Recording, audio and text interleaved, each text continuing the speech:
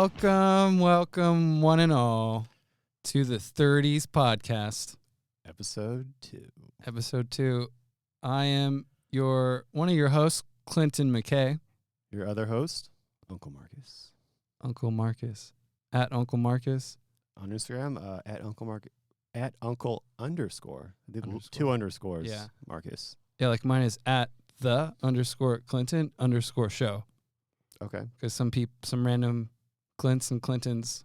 Yeah, it's hard to, if you're just using your name, Yeah. to make it unique because we all have each other's names.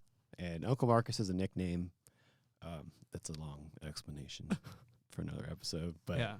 Maybe I'll ask it later. it's one of those things that stuck Uh-huh. to where after I got the nickname, because it's from where I work, that people who met me after that, like, knew me as that instead of just my name.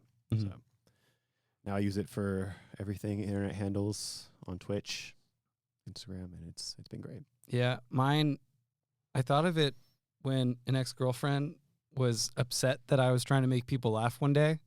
She was like, "Stop doing your little show, Clinton." And I was like, I don't understand what's wrong with that. Was it a show? No, I was just making people laugh in the cafe at Carsland. Oh, so stop making a show. Yeah, stop doing your show. Stop it, Clinton. You're so annoying. Ugh, I dated Squidward.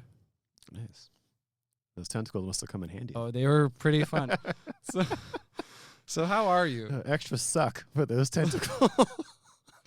You know, it hasn't been the same since. Yeah.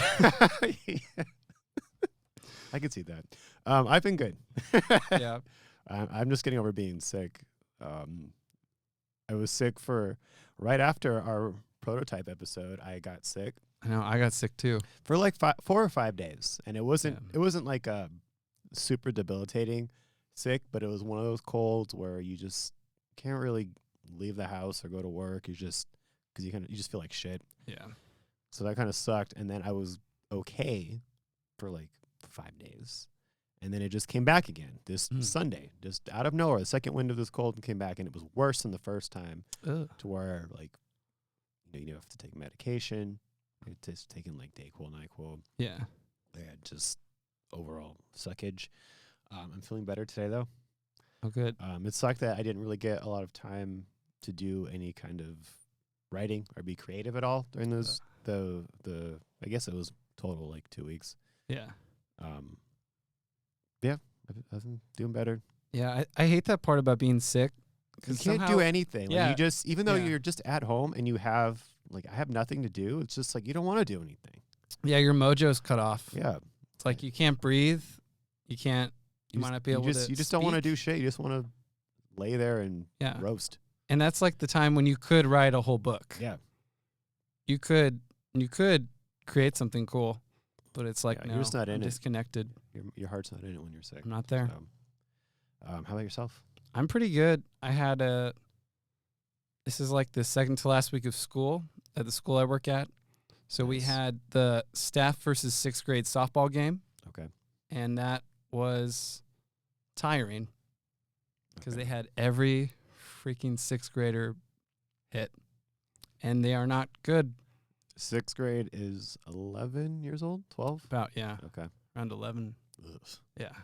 Just about to be teenagers. Yeah, and they, like, most of them don't play sports because of COVID and because of Oh. just how they're raised nowadays. Okay. So we should have had outs, but they just let the kids go, let everyone go. When you guys play sports, or when you have the kids play sports in school, because I heard this on various articles over the years, they don't keep score. Is that happen when you guys play sports? It's just, we're just here to just, Well, fuck around. we had a big whiteboard up, and you were keeping and score. we were. Okay. But then there was a Cool. point when one of the classes just kept scoring, and we're like, Just erasing the chalkboard, but don't look at put me. smiley faces We're instead of the points. Yeah, they're doing so great. Make the kids stop cheering for 6th grade. Make them stop it. And it's It does suck if it's kind of one-sided. Yeah. Like, oh, these kids are getting creamed. They're like a little What too do we do? Yeah. There'll be better people from it later, trust me. Mm-hmm. We'll learn from this. Yeah. So I feel pretty good. I feel like I know what what this podcast could be, like what we could work on. So What's I'm pretty that? excited. It's just has to still be a place of being fluid, Yeah. being loosey-goosey, and just try to find the comedy in everything. Mm-hmm. And we picked the 30s because It's pretty funny. what the hell is going on? I don't know. I feel like my 30s have been a lot funnier than the 20s Yeah, when it's- everything's so serious. Yeah, it's like more stable. Like, You just don't learn how to take everything so seriously. Yeah. It's better to just laugh at problems yeah. instead of like, Yeah, before it would be like, yeah, it's like the I'm end gonna of the be- world. I'm going to It's be like- late to work. yeah, it's like, who fucking cares? And now it's like, oh. I don't have money. Money will come. It Yeah, comes money and will goes. come, like, yeah, money comes and been goes. broke It's not. so many times Yeah. to where I know that I'll be okay. Yeah, It's I that think- feeling of like, I think once can you're I pay for this? once you're I'm going to. once you're in your 30s, you've been broke enough to realize like, fucking whatever. It's it's fine. It's not a big You deal. realize, oh, we invented money.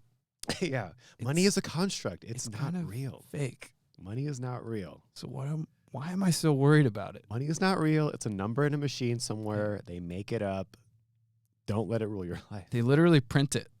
It's printable. It's not even printed. They just type Yeah. into a fuck. It is printable. They just type into a fucking thing, and it's like, oh, you have $100 into your account. Well, thank you. I didn't see that. Yeah. I just got a Venmo transaction a Yeah. couple days ago. It's like yes, you did. some numbers were just put into my account from Mhm. well, I know where it came from, but you know what I mean? It's like, it's just, Yeah. I don't see that person's account. And I think it's so weird with Venmo. They're like, they try to make it like an Instagram where it's like, Billy and Joe were getting coffee and they spent Yeah. $40. It's like, you have to say what it's for. Yeah. Like, oh, and then no one takes it seriously. They're just like, Yeah. oh, for slapping that ass last night. Or they try to be Yeah. funny about it. It's like, I don't need to know what the And it's like, I don't need to transactions know are. that you pay like $2,000 for rent. I don't need to Yeah. know that. Yeah. It's like, gas, here's $60. Gas. Here you go, babe. Just so you all know why I'm paying so-and-so. Just so you know. It's for gas. Yes. It was sushi. We are not dating. He's a friend. That's a And that lot. too, like, I've had people before, like, look at Venmo transactions and be like, Mhm. so I saw you were out with so-and-so last night. Like, yeah, whatever. Like, it looks like they paid Yeah. for dinner. It's like, yeah, they just put their card down and we split it out. Like, I said I'll Venmo you. Mhm. Oh, now I know you guys are out together. Oh, so you were out. Yeah. Well, not even that. It's just You like, were out. it's just Wow. now it's a story. It's like Yeah. now someone knows that I was Yeah. out at fucking The Habit getting a burger. Mhm. It's like, you don't need to know that. What else did you do? Yeah. You were at Habit? What else did you? It's all the jealous people. Like, it's just going to create more jealousy and just people just being weird. It's just stupid. Yeah. There's no reason for it. Yeah. Like I Venmo'd my professor because we had a pizza party and I saw like my ex-girlfriend on there and like I deleted her off everything. Why does it have to pop up on Venmo? I don't know. What the hell? Still weird. I don't need that. Weird concept that you want to display. Because I don't think Yeah. you can hide it, right? You have Yeah. to, can't be like private. You could hide the amount you spend, Okay. but it still Can't shows hide that paid Marcus there for was- Super Bowl. Okay, that there was a transaction Yeah. and that the words next to it Yeah. describe what it is. Okay. Mhm. All right. Like I don't need that. So what do you want to talk about today, Clint?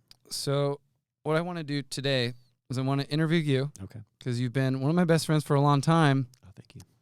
but I feel like there's still some stuff I could know. Okay. Like some stuff, especially as we're going on this comedy podcast journey. Okay. Because like I've been a super fan of comedy for so long and you're getting into it now. Yes. So I think it'd be cool to like see your trajectory from here of like novice learner, learning everything, watching everything, listening to everything, and then Mhm. see you like bloom out. of 'Cause that. it really is my entire life now. That's Yeah. I can't watch TV. Like I could watch some anime and stuff, but I tried watching The White Lotus on Yeah. HBO. That was a show people were talking about when it was out, and I got 20 minutes into the first episode, and it wasn't a bad show, but I was just like, I don't care. Yeah. And then I instead put on I don't remember what comedian, but just I like to watch a lot of the podcasts, so I watched them on YouTube or Spotify has like a visual component too, where you can expand it onto your screen, so it's you can see it. Yeah. Yeah, it's just, I don't want to consume anything other than that. Yeah, and now. Yeah, because I get to that point where, and the only times I don't want to consume it is if like I've just been so deeply into it that I can't like think of stuff to write down, or like I can't have a new thought, because then I have to like watch something completely opposite. But then even when I go to watch something different, I'm like, I could have been laughing. Yeah. Like, why did I watch like that crap? Or it's just more interesting. Yeah, because it's just more like I'm just more interested in it. I feel like, well, this might get into one of your interview questions, so let's go to your questions. What I was going to say might lead into we one can of jump your into those. questions. Okay, because let's see. Yeah. Like, so what made you want to get into comedy? Okay, so it was right when the pandemic hit, so early May, April 2020. Oh yeah, March. My roommate had moved out, so I was living alone at the time, and that was also the election year, and it was just everything just seemed so fucked, and like it felt like there were so many opinions out there, and a lot of people's opinions were very careful, or for lack of a better word, woke, or just very like shut the you know what I mean, like or pandering. A lot of opinions are pandering, and I'd never been that person. You've known me long enough. I'm gonna say whatever I'm gonna say. Yeah, and you don't give a fuck, and that's just how I am, and not like in a bad way. I'm not mean, but it's just like this is how I feel. This is how I feel, and I just felt like I couldn't go on Instagram or Facebook. Well, I didn't have Facebook at that time. I really just had Instagram because I didn't have Twitter yet either. Me too, mostly. Yeah, I had a Twitter, but I tried it out, I think in 2017, and I just didn't really care for it. I'm on it now for other reasons, but it was mostly Instagram, and like even like my friends, people that I knew, I'm like, were so opinionated, and like I've never heard you say anything like this before about anything, because that's when like all the BLM stuff was happening too, and again it was the election and COVID, so it was just this like maelstrom of shit. Where everybody had an opinion, and everybody was so like fucking stupid. And I was just like, God, I hate everybody, and I hate everything. And I don't like. I had heard of Joe Rogan before, and I'm not a fan of his stand up, and I'm still not a fan of his stand up. But I just it had like come up on my my Spotify, because it was right around the time he was going to do that $100 million deal with Spotify, so it was like a big thing in the news. So I was like, let me see like what the deal is with his podcast. And I just was scrolling through a lot of his people he's interviewing, and like I don't even remember the first one I looked at, but it was another comedian. And I was just like, oh my God, like they're just saying whatever the fuck they want. And a lot of it's true, and it's things you could say that you could get crucified for, or people will lose their shit over. And it's like, but it's true and it's funny, so who cares about it? Exactly. And then I just went like down. This is over the course of the last couple of years, but it doesn't even. It feels like it's been longer. I just went down the spiral of listening to him talk to other comedians, and that's how I found all of these comedians. Yeah. And then I found out that a lot of the ones that I really connected with have their own podcasts. Yeah. So then, oh my God, like I'm finding even more podcasts, and they're talking to other comedians. Yeah. And like, I think the next one I really latched onto was Whitney's. Whitney Cummings. And because I had actually seen her do stand up before. Right. Yeah. And I thought she was funny. And it was her, and then D'Elia before he was canceled. Before he was canceled, and then like Santino, everybody, Tom Christina. Like there's so many comedians that I just found through Joe Rogan, and then I've went on to their podcasts, who a lot of them really went going in 2020 as well with their podcasts, because of the same things that I'm saying, where it's like, everybody's just so fucking stupid. Let's just sit bullshit on our podcasts and have a good time. And so I really connected with that, because like I said, I've always kind of felt that way of just saying whatever. And like, if you don't like it, that's okay. You don't like it, but you don't have to be a fucking dickhead about it. Just like accept that people are different, and we all have our own different opinions, and it's great. Everything's Gucci. So that's how it started, and then now it's just like this word's overused, but I'm obsessed with comedy podcasts. Yeah. I know every day that each one that I follow comes out. Right. I know the time that they come out. Ooh, I the time of have- day? Yeah, a lot of Wow, them are at that's midnight, impressive. but some are at like 9 a.m., some are at Mhm. 10 a.m. Yeah. I have my work schedule worked around when they come out so I can listen to them. And it's just like that's all I'm just consumed by it. And all these comedians talk about the Comedy Store like it's Yeah. this great place. Like it's so passionate about it. And I've been to the Comedy Store pre-pandemic, and I thought it was whatever. Like I wasn't really into stand-up. And then we went there that one time a couple weeks ago, and I was like, "Holy shit, this is Mecca. Like I need to be here." Yeah. The crowd was cool. Like the people working there were cool. I saw a lot of myself in them. I haven't told you that. All the comedians are great. Like, and they just say whatever they want. And Yeah. that's so cool. And like, you'll hear them on their podcasts. Like I just heard Christina P on Rogan, and she was like, "I can't believe I'm making money to just say how I feel." It's crazy. And like the fact that it connects to people, it means something. It's not like it's not a fluke that people connect to that kind of way of like, hey, here's what's going on, and here's how I feel, and it's great if you all feel that same way. It's great if we don't. Yeah. And that's how I really got into comedy. And then I've never really written. I've written before. Like I started off college as an English major with an emphasis on literary journalism. Oh. So I'm no stranger to writing, but I've never written comedy before. And so, like, I can't do stand-up. That's not the kind of comedy I want to do. I have no desire to do that. I can't control a room of people and make it funny. But I don't have any desire to do it at this moment. Yeah. But yeah, just like getting into sketch and just like small jokes, like my Schmear Cat joke from last week. It was solid. Yeah. It's a solid Schmear Cat joke. Because I feel like in my personal life, I've always been kind of funny. Yeah. You know, I make people laugh. Yeah. You know, specifically at work too. I'm funny. Like I'm known for being funny and not taking things seriously. And like, if someone falls, like, oh, fuck. You know, I'll make it funny. You know. Yeah. And Did you grow up in a funny household? no. Yeah. So Oh. no, not at all. Just me and my dad and my older brother, just the three of us. And they're not funny. It's just their humor is just, it's like antiquated. It's very like 90s, like women be shopping kind of humor, or it's like, you know what I mean? Where it's just like, you guys, it's not really a thing anymore. Mm. And that continues today. Like, That's I'm not going to tell the joke because it's Yeah. stupid, but it's just like, they're not funny. Like they don't, they're still stuck on like Friends. They think Friends is like the funniest show ever. And it is like, it is a funny show and it's very funny of its time, but like a lot of those jokes don't transcend now. Some of them do. Yeah. Some of them do, but most of them don't. So they're not really into comedy, but you know, they're not necessarily against it either. That's just not their thing. So, and we're all very different.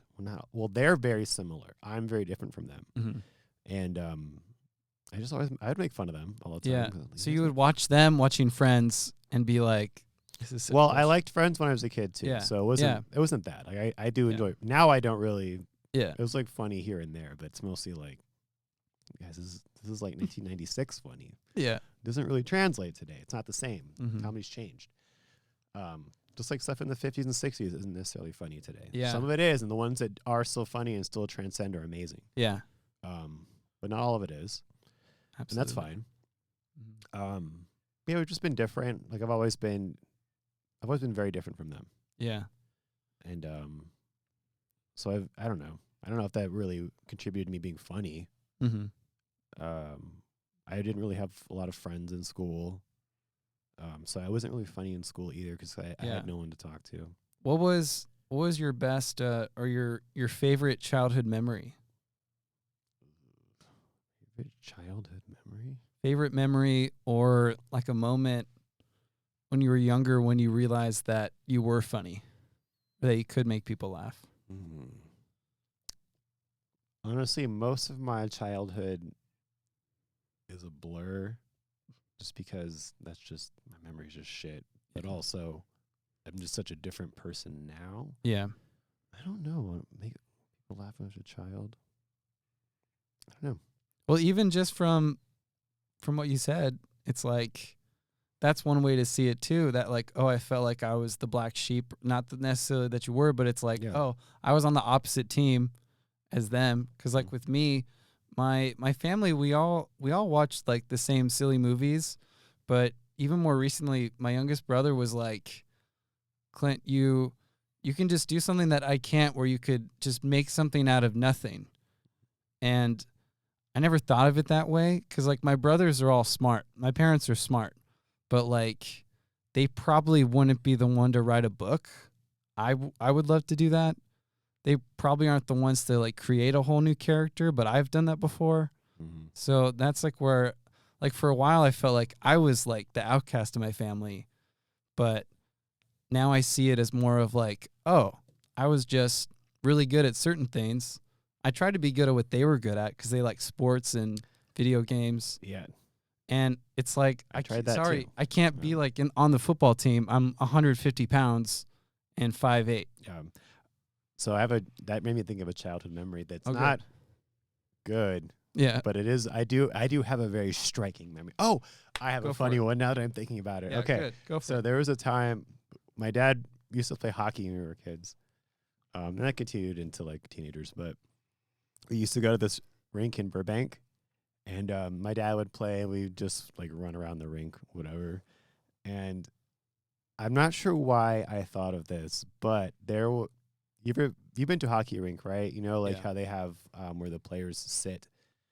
There's like a little box for the ref, Yeah. and like one for like commentators, Yeah. whatever. So there was these two older dudes, I can still see them, in suits. And I don't know if they were commentating or they were like a manager. I don't know what they were.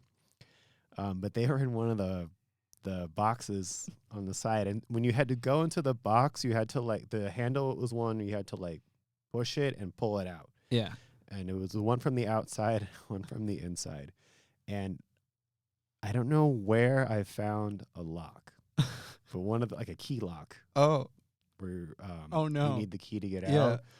And so I got it. And I don't know where I got it from. That part I don't remember, but I was with my brother. I'm like, I'm going to lock those guys in that booth. And so he was like, all right. And it was like a cartoon because we were like sneaking around. Because you know how there's the glass. Yeah. It's plastic, but they have that part. So you have to like duck so they can't see you walking behind the glass. Yeah. So we were like walking underneath, and I got to the handle, and the handle had a space for a lock on it. Yeah. You know? And so I lashed it on there, and we're locking it, and it made like a loud clank to where I'm sure they heard it, and we just ran. And we ran to the other side of the rink to where you could see them across. So you could watch it. So you could watch it go down. And they hadn't moved, so I guess they didn't hear it. Yeah. But we were sitting in the bleachers, and then it took them a little bit. And then they went to go leave, and I just, they were like, trying to get out of the booth. And you can't really hear it in there. Yeah. It's loud in a hockey rink. Yeah. So they're just like trying to get out of there, and we're both laughing at them. And then they could go onto the ice from there. They could hop the thing and walk onto the ice to like go over to where the players are and leave that way. And they had to do that, and they got out there like on their suit in their suits with their shoes. Yeah. Like walking on the ice. Like, have you seen that Parks and Rec episode? Yeah, well, on the ice. On yeah, the ice, just like that. Yeah. It was like half a red carpet. Where's the red carpet, Andy? So they made it over, and like I remember they looked mad. And yeah, That's that was amazing. hilarious. How old were you? Oh, probably like 6 or 7. Oh, nice. Yeah, so I Yeah. was still like the cute, funny. Yeah. If I did it now, I'd get Be my like, ass what kicked. But What's wrong with you, yeah, 33-year-old you call man? the cops or something. Yeah. But I don't think they never found out. I don't think I told my dad about it. Oh, you didn't know? I don't think so. I Never don't remember. saw that. He might have found out about them being locked in there, but I don't think we said it was us. Or it was me. Oh. It wasn't us. It was me. Yeah.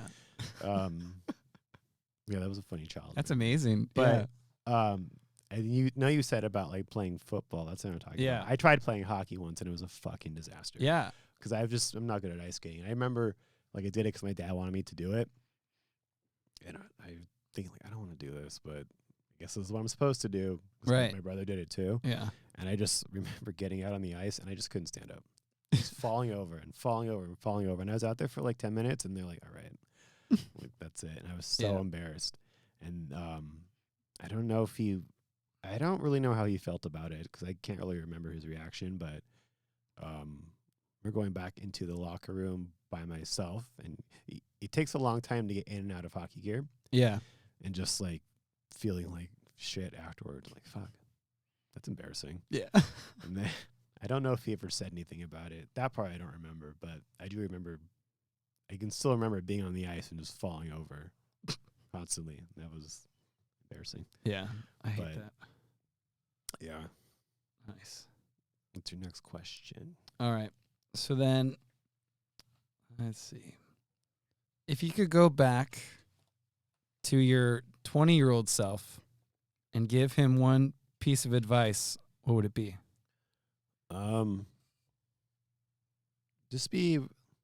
Just have like a better drive to just achieve something. Yeah. Because I really had no drive to achieve anything.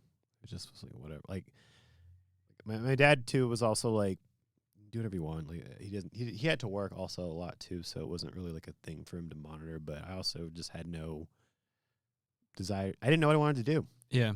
So like I didn't take school very seriously. College, I didn't graduate. Mm-hmm. So I didn't want to be there anyway. I just felt like high school the sequel. Yeah. I hated high school. And I got a job working as a server, and it was just making money and spending money. Yeah. And I had no passions. And even today, I still, other than comedy, I don't really have a lot of I have hobbies and stuff that I'm really into, but I don't really have like a passion to do anything for the future other than comedy now, Yeah. or even podcasting. Yeah, I would definitely tell myself to like, hey, and it's hard. It's easy to say that now, but Mhm. like even being in that headspace, like I probably wouldn't have listened either. Yeah. Yeah.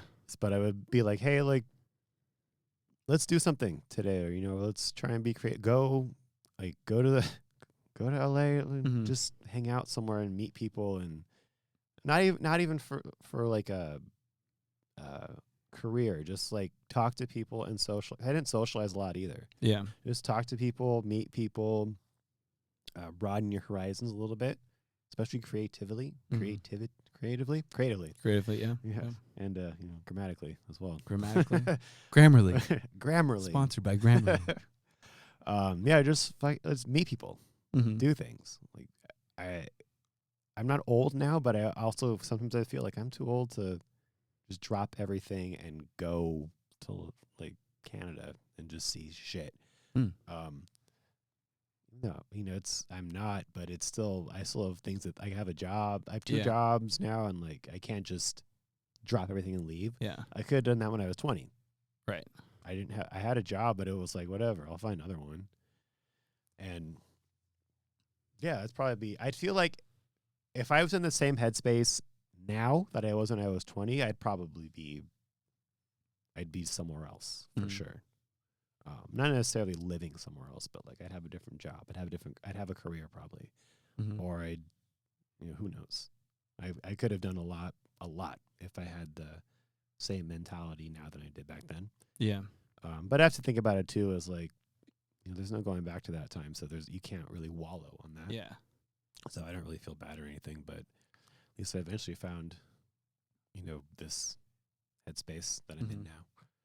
That's awesome. Yep. So then, as a bartender, what is the most important lesson you've learned from it?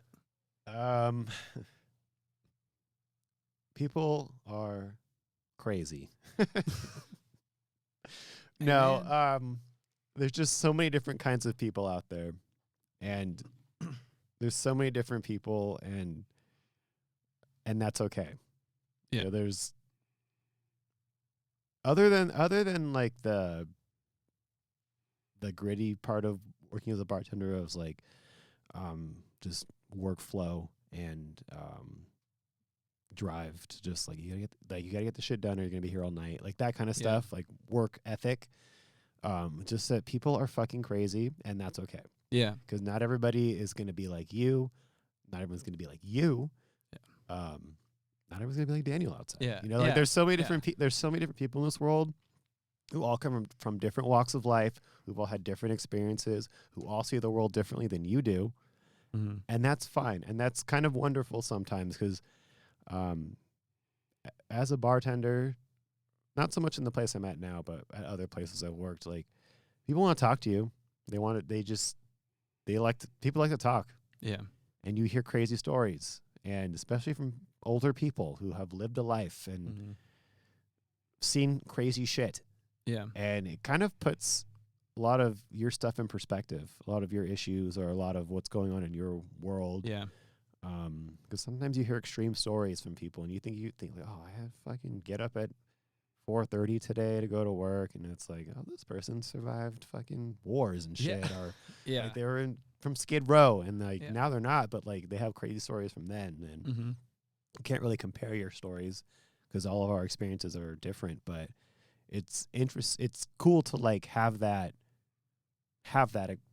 experience from some, like have them tell you that, because I've heard crazy shit before, Yeah. and it really has put me in my place sometimes. Like I have it pretty good. Mm-hmm. And I've been through some shit myself and thought it was the worst. And Yeah. and it is that thing you hear where you're good. The worst thing that you're going through is the worst thing that you're going through. So it still sucks. And someone else's worst thing could be subjectively significantly worse. But that's their experience. So it doesn't really affect you until you hear it, and then you're like, oh fuck, like, things could be worse. Right. But yeah, I've heard some crazy shit. Right. Yeah. Like when I hired in at Disneyland, it was such a big culture shock for me because I came from like being super Christian sheltered to meeting all these people who had lived all around Anaheim. And I always thought of Anaheim specifically as this like happy Disneyland type place. And then one girl's like, oh yeah, I lived down the street. My brother got shot. And it quickly got very real that like, I had a cushy life. And a crime. And it's and a crime. And it's not even that bad of a place. If you go like anywhere, like just a little bit west of that, it's like, oh fuck. Like, yeah. And then that's not even worse than a little bit west of that. So I don't know. Yeah. I couldn't believe it. So I grew up in North Long Beach, so a lot of that stuff was already, I wasn't really fazed by a lot of that. Mm-hmm. I lived in North Long Beach till I was 10 or 11, and then moved out here. So I had already had like hardship and seen a lot of stuff.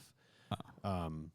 Yeah, I can understand like some people who have never seen that, and to see that as an adult too, you're just like, oh my god, I was like, damn, not everything's Calvary Chapel. Yeah, what? Like, what? Yeah, Jack.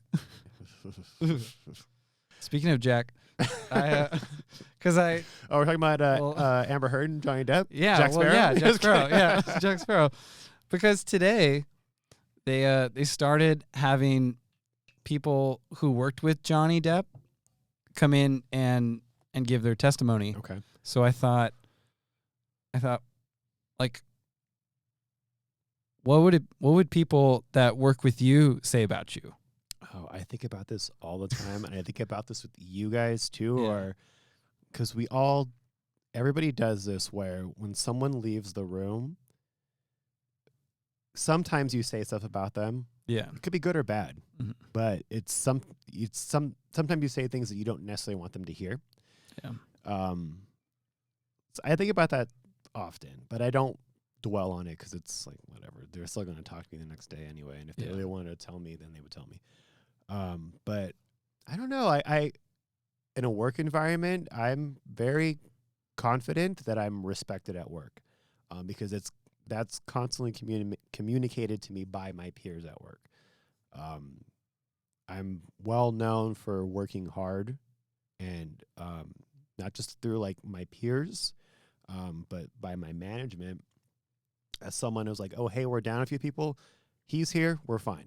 Because that's been told to me before by many people. And I do take work seriously when I'm at work. I do hustle at work. So in a work environment, I don't really worry about it.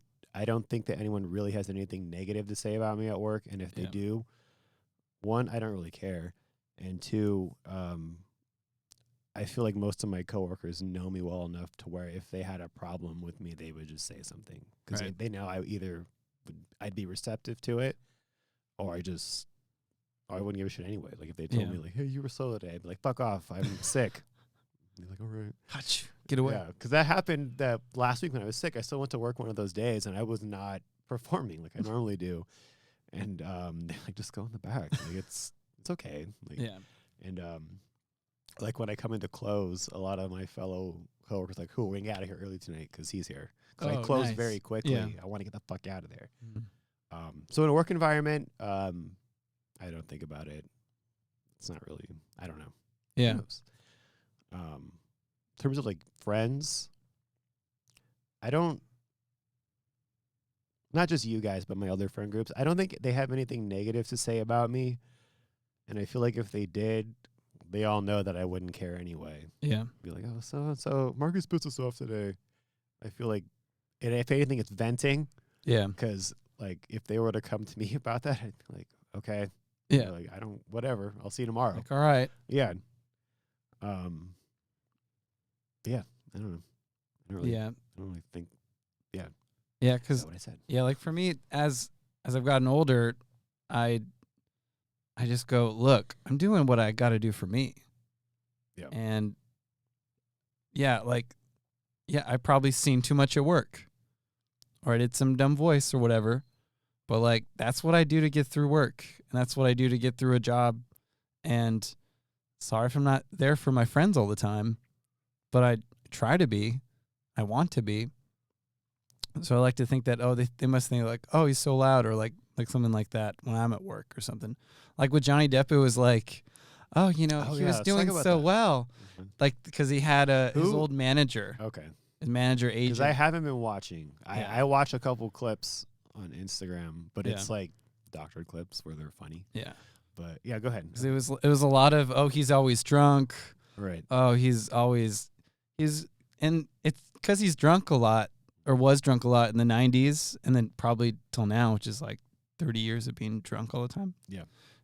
They're like, oh, he was just very standoffish. And it's all just like results of being drunk all the time. Or it's like, well, if you're bringing up that, character evaluations from the 90s, like that was 30 years ago. Yeah. People change, like you can't be the same person a little bit, but I feel like someone over the course of 30 years is not the same person that they were 30 years ago. Even without substance abuse. So like the fact that that's even being said in a trial is like, what are we talking about? Yeah. This is from 90s. Yeah. Because I think they did that because he was married to Amber Heard for 3 years? Yeah. Like recently? Yeah. That was not in the 90s. Because I think he dropped all of his people, like all the people he worked with for 30 years. Okay. At like the same time, maybe like 5 years ago. Okay. So around the time he started. I think it was around the time that they were together. So I think that was it too. Okay. But he just spent money poorly and all that. Yeah, it was in his 20s. Yeah. I think in the 90s. I don't know how old he is, but I think he was in his 20s. Yeah. Maybe like early 30s. Yeah. He's mostly worried about not being able to be in the next Pirates movie. And I'm just like, we could stop. Makes a lot of money. Let's do something else. You get those paychecks. Yeah. Hey, I feel like if I was Johnny Depp, you're like, hey, do you want $150 million to just like be drunk for like a few months? Like, yeah, of course. Sure. I'll roll it. I'll go for that. Yeah. I feel like that character is not much of a stretch for him. Yeah. It probably plays it pretty easy. Probably really easy. Probably just him. Yeah. I think it's just him. It's been him the whole time. With a strange accent. Yeah. But ooh. whatever. Yeah. But I did hear that they took Amber Heard. They cut down her role from Aquaman, Oh yeah. which, first of all, I'm not really on either of their sides. They just both seem like idiots. Yeah. To where they're like, it's one of those toxic relationships where you see how they look at each other too, and it's just like they just want to fuck each other still. Yeah. They just had their relationship was just about violence and toxicity, and shouldn't have got married. It should have just been like a fun couple of years, and Yeah. that's it. But I heard that because they cut him out of Pirates, and then they didn't cut out her role from Aquaman 2, but they cut a lot of it. She was only in it for like 10 minutes. I'm like, well, that just happened to him too. So she talked about it. It's like I saw a quote. She was like, I had to fight to stay in the movie and whatever. And it was like, well, they just cut this guy out of the movie because of this trial or because of she wrote I think she wrote an article or something. Yeah. About him. Like, well, they cut him out of the movie for that. So now that we're in court, they're cutting you out for this. So it's kind of like, shut up. So you reap what you sow. Yeah. And I don't know, I thought that was funny. She wasn't very consistent. She started her first. She's insane. If you Mara, she has an accent first. Oh, okay. Then in the movie, she has no accent. I don't remember. And then in the other, it was just trash. Remember. I know that she's insane though. If you watch her in the trials, and she's like, she's not just she's wearing an unhappy face. She's putting it on. She has that like pug face. Yeah. And then she'll smile for a second, wink at the camera, and then it's like, lady, no, was this necessary? No. You didn't have to come to trial like this. You guys could have settled out of court easily. Now the whole world's gonna see you. Now you've lost this role in this movie. I'm sure this is gonna ripple into other things in the future, and now you're fucked. Yeah. Or maybe not. Maybe this could help her. Who the fuck knows? Maybe. We'll find out when the trial's over, which I think is today. Supposed to end today. Hopefully. I think I heard the 20th is when they're gonna 20th make their verdict, but I don't know. All right, right, next question. Let's go. Let's see. So then who would you say are your comedic mentors? Could be more recent or throughout your life. Comedic mentors. Well, we'll go with recent because that's really where I'm at right now with comedy. I gotta say Christina P. Christina P. Wow. Yeah. She's great. Just seeing like the way she talks about stuff and like just saying whatever you want. Yeah. And like as long as it's about the joke and as long as it's funny, who cares? Yeah, I watched her Netflix special last night. Yeah. And I was amazed that she said some stuff. Yeah. And I was like, oh. But it was great. Yeah. I loved hearing about her parents, her Hungarian parents. Yeah, if you watch some of YMH, or she has her own podcast too. It's called Where My Mom's At. Talks about her parents a lot. And it's just like these crazy Eastern European parents are just wild. Live through like the Cold War. Just from that mentality of like communism. You can see how that colors a person who's not raised in that. Yeah. Yeah, she's probably number one. Tom's probably number two because he also is very. There's a lot of insult comedy. Yeah. Yeah. Which I love. I love to insult people within reason. I don't want to make somebody cry, but like, if you look funny, I'm gonna make fun of you. Yeah, you should probably know. Yeah, you should probably know you look like a freak. Yeah, or even just you could still look good, but also like if I can make a joke out of it, I'm gonna do it. Yeah, because I want to make people laugh. Yeah, and I also know within reason too. If it's someone I've never met, I probably won't do it. If it's a friend, absolutely, I'm gonna do it. And I feel like a lot of them know that too. Yeah, to where they'd be like, yeah, whatever. They'd also laugh as well. Number three. What did I say for number three? God, there's just so many. I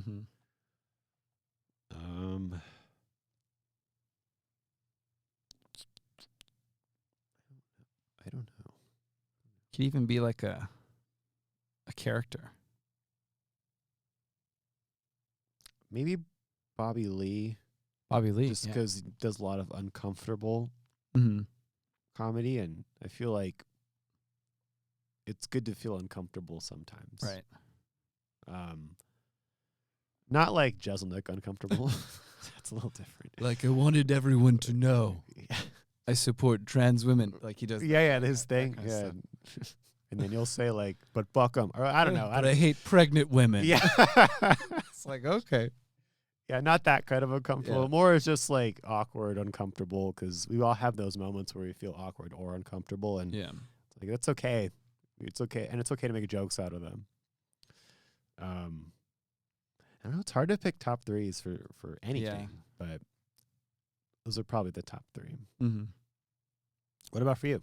Like for me, well, it goes back to Robin Williams Okay. because Aladdin came out like the year I was born. And, Okay. and that was like one of the VHS tapes that I'd play all the time. And whenever like Toy Story came out, I was just one of those kids who'd rather like put on a costume and make a funny face. I think it goes back to like my brother Jake being a baby when I was 2 years old. So he was born like a few days after me, 2 years after. And all I wanted to do was like make him laugh or react. I was like, is he awake? Is he over there?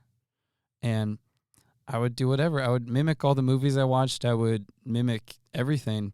And so like the Robin Williams specifically as the genie has always been kind of like my go-to. Like when I feel nervous, I go, "Ooh, hey, ooh, oh, watch out, Al. What is going on? Al, could I call you Laddie? Here, Laddie." And then it's weird because then as I got older, like I just have weird connections to Robin Williams too. Like he has like Scottish ancestry. He wrestled in high school. He like played with toys a lot, and I played with toys a lot. Even though I had a daughter named Zelda. a daughter named Zelda. I have a dog named Zelda. No, I don't. I should get a dog named Zelda. But then as I got older, He got trapped in a board game when he was trapped a kid. in a board game. Jumanji, what year is this? Where are we? And so, and because him, That like, fucking yeah. what year is this? What year is this? Yeah. Who? What? Where? Who? Huh? Sorry, go ahead. And because then if I start off with that voice, then it like sends me into another one. And so like always like that's like my center. Yeah. Is like that persona. But then other people, like I really love like just silly characters like Derek Zoolander from Zoolander is Ben Stiller, because he's just like he's so dumb. Yeah. But he's like so into being good looking. But then he has like an existential crisis in the movie, and it's like, ooh, man. And I remember watching that. I was at a surf camp for youth group. So I haven't watched like a movie like that before. And then it was just on the TV there at the church I was staying at somehow, wherever we were at. I just thought, whoa, this is different. This is crazy. This is like silly stuff. Yeah. And I was like, oh, I want to be that silly all the time. So I try to embody that. And then now as I've gotten older, I feel like I resonate a lot with Conan O'Brien, because he is someone who, like, before he had a talk show, he was a writer, and he would just be doing this silly, goofy thing with all the writers when he felt comfortable. And I feel like I do that with my friends and people I do feel comfortable with. I'll be silly and goofy to them and try to create stuff. That's why I like his podcast so much more than like his show, because he starts at the beginning just like riffing with his assistant. And I'm like, well, that feels natural to me. That feels amazing. And then he gets to talk to people about comedy all the time. And I'm like, damn, I'm so jealous of that.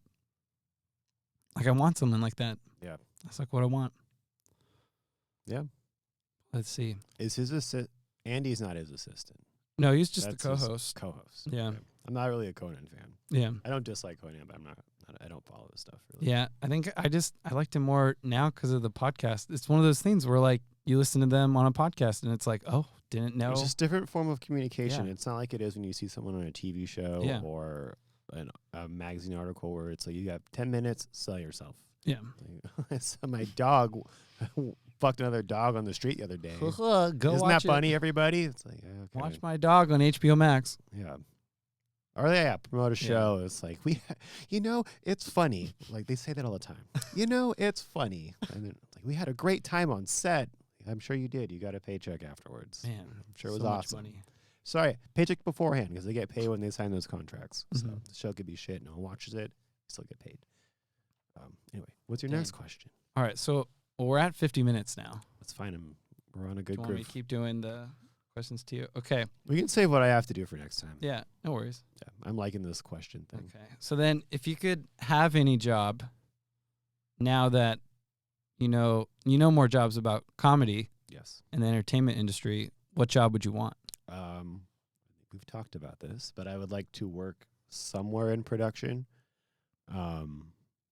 either as a producer or actually probably producer would be I think I'm something I'd be very good at because I'm good at talking with people. Yeah. I can meet deadlines. I know Yeah. how to ask for shit. Yeah, producer. I don't know where I would find my way into. I definitely want to be in the industry somewhere. Yeah. I don't know where I would start out as because I don't know what else I'd want to. I mean, I guess I'd be a PA, so I could do anything. I'd be a grip. I don't know. I'd find some way to get on a set somewhere and just kind of navigate what I have to navigate until I could do what I wanted to do. Mm-hmm. That's what I'm talking about earlier. Like when I was 20, I'd be like, just fucking go to LA. Yeah. While you have nothing to lose and just start finding people and jobs and just fucking around. Yeah. Because I can't do that. I guess I can do that now, but it's a little different when you're this age. And Yeah. like, if I were to go and like everyone around me is like 22 and you know, it's something I'd have to get over, but yeah, I feel like that'd be something I'd be good at. And you know, you hear Ryan Sickler says that like, cause he's in his 40s now and he didn't really find success until recently. Mm-hmm. It's like, it can happen whenever. Like, doesn't have to be when you're in your 20s. Yeah. Cause he's been doing this for his entire life and he's had a measure of success, but to where he's as successful as he is now, he was like, it can happen whenever. At any time in your life, it can happen. So, if you want it enough or you know what you want, just doesn't matter how old you are, just go do it. And good things will follow if that's where you're supposed to be and if you're good at what you do. And yeah, I think that might be the hardest part of being in your 20s is knowing what you want, because I had many times where I thought I did and then I tried it and I either realized, oh yeah, I did know what I want, but I listened to all these other people. And I had that a lot of times. Like one of my exes took me to a comedy show once, and I'll never forget that night because that was like an improv night.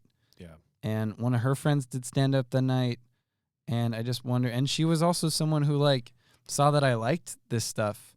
She talked me into applying for a Nickelodeon TV show job, and I applied to it. I didn't get it, but just the fact that she knew that like, oh, that's something that you would be good at and that you like, that really hit me in a good way. And yeah, like just the 20s, I did try a lot of stuff, but it is hard when you are trying things and then you struggle with like having to make money.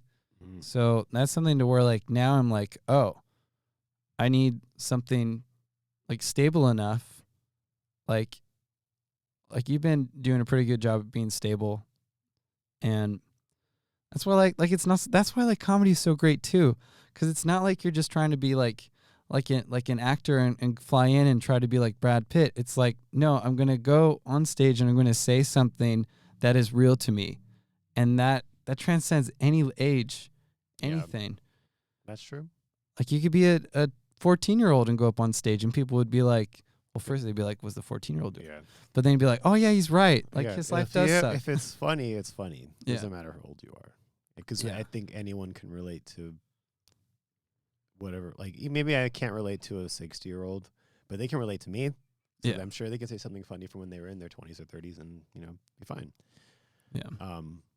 Fuck, I was going to say something that was... so I'm very thankful that my 20s, they were not professionally formative, but definitely like personally and like spiritually. Like I'm like, I feel like I'm a whole person now than when I was in my 20s. And I know the people that are my age now that still don't feel that, who are still like worrying about shit that you don't have to worry about. And it's like I learned a lot of that in my 20s, that I have to kind of measure it for like, yeah, I didn't really do anything professionally and I didn't whatever, but I've learned so much. Like I've been in some sketchy situations in my 20s and I have learned a lot from them. Same. And Yeah, same. I've dealt with a lot of sketchy people and learned a lot from them. And not everybody gets to learn that. Yeah. And Yeah. there's a lot of value in that. I'll have people ask me for advice for stuff, like people in their late 20s, early 20s, and all throughout their 20s. People that I work with are like upset about something. And it's like, here's what you got to do. Or just, like, don't worry about it. Tomorrow's another day. It's not a big deal. Like, shit like that, Yeah. to where I have to be thankful for that. Like, I want to tell some shitty stories, but it could implicate some people, so I'm not going to say anything. But Cut that. yeah, cut that.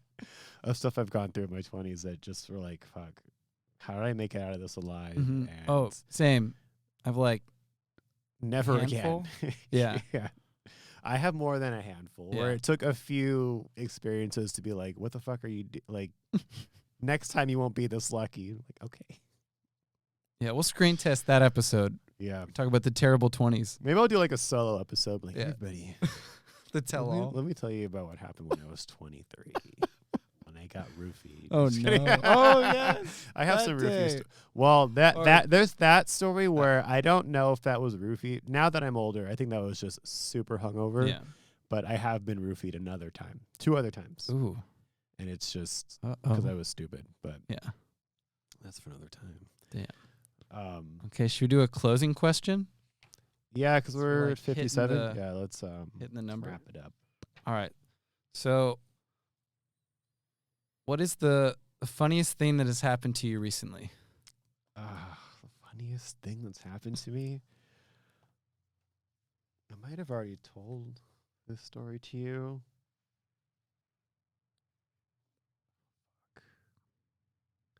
I told you the story when I was at Banana Republic, right? And the guy next to me, or his wife. Okay, whatever. I'll tell you. Not on the mic. Not on. Oh, okay. Pod, Okay. yeah. Okay. So, this was in December of last year. I had to go. Didn't have to. I was going to a screening of Eyes Wide Shut downtown. I think it was at the Regent. No, it wasn't the Regent. The Hollywood Theater, I think it was. It was an old theater, like a 30's theater, old decor. And you have to wear, it was encouraged to wear cocktail attire. And I didn't really have cocktail attire. So before the screening, I went to go buy some new clothes. And I went to a Banana Republic. And it was not in LA. It was out here. So there were no LA people there. But I was dressed pretty trendy. You know, I had, like, I told you before, like, name brand jeans, hoodie, beanie, and shoes on. It looked trendy. Right. Not to sound like arrogant, but I looked good. And I went to this Banana Republic. I ended up trying on some clothes, and I found a suit that I liked, and I went to go check out. And the lady that was checking me out was like, oh, is this for anything special? And I told her, yeah, I'm going to the Hollywood Theater tomorrow for a screening of a movie. She was like, oh, what movie? It's called Eyes Wide Shut. And she was like, oh my God, that sounds cool. And I'm like, she's never heard of this movie. This movie's It's older. old. Yeah, it's an older. It's not an old movie, but it's not a new movie. It's not like a Hollywood. Yeah. It's not like a red carpet screening. Mm. So she's like, oh, that's cool. And she was like, are you in the are you part of the movie? And I was like, oh no, I'm just going as a guest. And she's like, she was like, yeah, okay, and like gave me the wink, and I was like, it's not a joke. Like, I'm not an actor. I'm not anything. I'm just like, no, I'm going as a guest. And she was like, one of her coworkers came over. She was like, hey, this guy's going to a screening tomorrow in Hollywood. Telling everybody. Yeah, in the or store. just the one other girl that was there, and she and did the similar, like, Oh, wow. yeah. It's like, oh fuck. So she rings me up, and then she was like, do you want us to steam this for you? And I was like, perfect, because I'm going tomorrow. I don't have time to take it to dry cleaners. Like, yeah, please steam it for me. And it didn't cost anything. Like, absolutely. So it'll be like 15 minutes. Like, cool. I'm not going anywhere. So I'm just hanging out like up front. I'm on my phone. And then at the register next to me, another guy comes up to pay for something. And the other girl that was there goes over to help him. And they do their transaction. And she was like, do you have a account with us? Like a points account, credit account. And he was like, I don't know. Try my phone number. So he gives her the phone number. And she puts it in, and she was like, oh, is this for Clinton McKay? And he was like, no. She's like, oh, well, this account is for Clinton McKay? And he was like, well, that's not me. And at this point, I'm just kind of listening because it's right next to me. I don't think anything's shysty. And so she's like, oh, well, the other name on the account is Linda Brown. He was like, oh, well, that's my wife, but that's not me. And I was like, oh, snap. And not just me, the lady who was stealing my dress, stealing my clothes that was right across from me, she also kind of like turned around. And so like I was like this immediately, like if something's going to go down, I'm going to film it. So he was like, give me a second. And so he gets on the phone. And he calls his wife. And so I'm like, oh fuck, is this guy about to did he just get caught cheating? Did his wife just get caught cheating on him? And he's on the phone, like, yeah, blah blah blah. I'm like, oh, okay, blah blah. Like they have a conversation that doesn't sound antagonistic, it doesn't get antagonistic, but it's just very like cordial. And then he comes back and he's like, oh, that's my wife's assistant, blah, blah, blah. Like, I was like, sure it is. I'm sure it is. And the lady's like, okay. Sure. And he checks out and leaves. But it's just like, I wish something had gone. Just to be like, I wish I could tell that story differently to where like, this guy just yelled at his wife because she was cheating on him and yelled at the cashier, like turned into a big... They share the same Banana Republic account. Yeah, or turned to a big spectacle so you'd be like... just my wife is cheating. Yeah, film it, put it on the internet somewhere. It goes viral. But that was pretty funny. Yeah. So like that happens to me all the time, especially when I'm alone. There's just like random stuff like that. Well, always when I'm just minding my own business. Yeah. There'll be like some fuckery going on over there. It's like, hello. Yeah.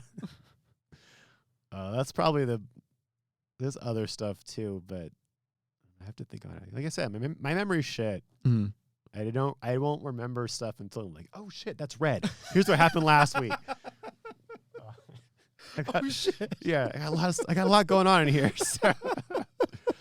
There's plenty of stories at work as a bartender. People do crazy shit, and it's like, oh, it happens all the time. But yeah, I guess that's a good place to close. Yeah, it's a good closer. Oh wow. If you're gonna cheat on your husband or wife, don't be stupid about it. And if you're gonna tell them the assistant story, don't be stupid about it. That's obviously not true. Use a different account.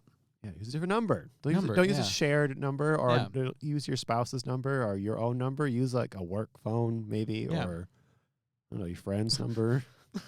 Or just say, hey, I don't have a phone. Here's my email. What a way to find out that you are being cheated on. Republic. Oh. And they're even too like, oh, I don't know if I have an account. Let's check my number. Because how else would you know that? Like, why are you at Banana Republic? You don't shop there. Like, I walked by and saw something I liked in the window. So now I know you're fucking somebody else. Yeah. Because I wanted that kerchief. You stupid bitch. Anyway. So episode 2? Episode 2, I liked it. In the can. And it's in the can. Very personal. Yeah. I guess. Not too personal. Yeah. We'll get there. Mm-hmm. I like this interview format. And we can do...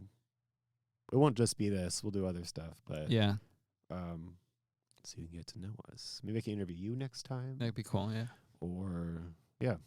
Yeah, because there's other stuff I want to do. So keep listening, people. Because I do love talking about myself. Yeah, that's great. If you didn't gather from this episode. That's good. And that opened you up more than I think last time. Yeah. Last time, I think that works. Okay.